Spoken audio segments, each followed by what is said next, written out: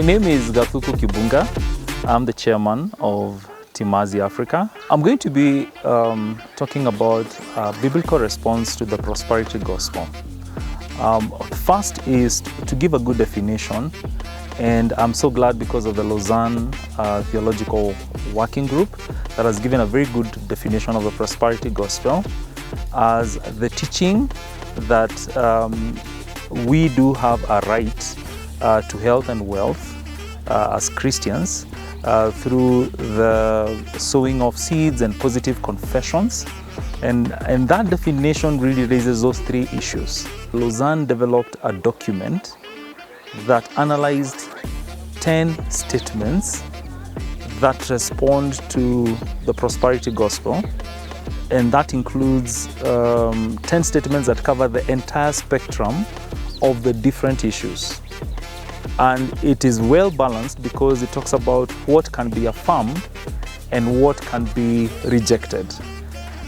One of the errors we have had around it is the fact that we imagine that the prosperity gospel is only among the Pentecostal charismatic tradition of the church.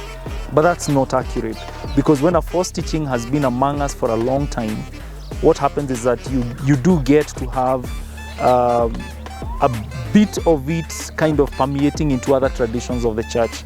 So you would still have a teaching that is in a mainstream church that still has a prosperity teaching philosophy.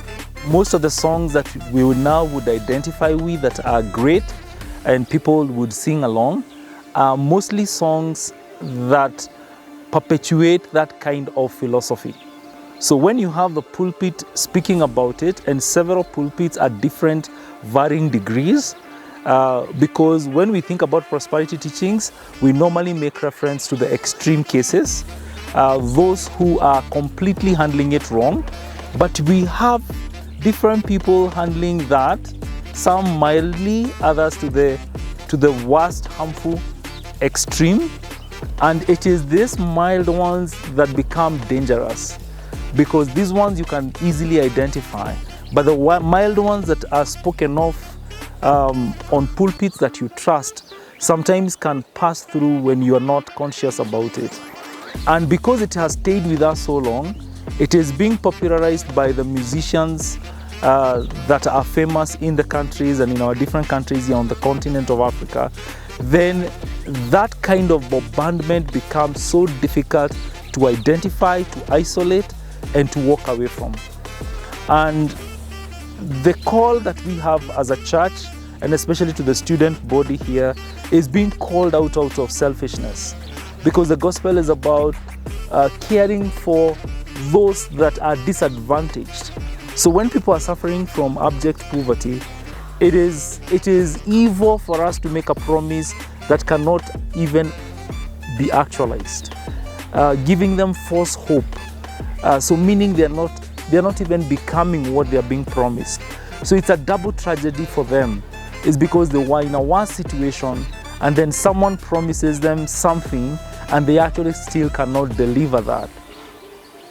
And at every time, I think in history, and in here as Africans, I think we need to give like a creed on where do we stand on this matter. Why? Because we need to respond to the issue of poverty on our continent. And at the same time, we need to be biblically faithful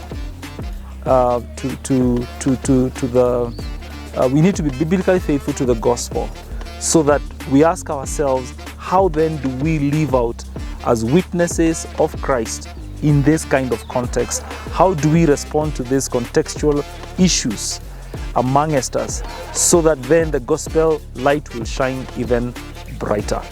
And also, how do we not become enticed by the lavish, extravagant lifestyles that we see on social media and amongst many others who are living out wrongly in terms of trying to live out the prosperity teaching? How do we not get ourselves enticed? How do we become conscious and aware that our modest living really is what should speak as a witness to all?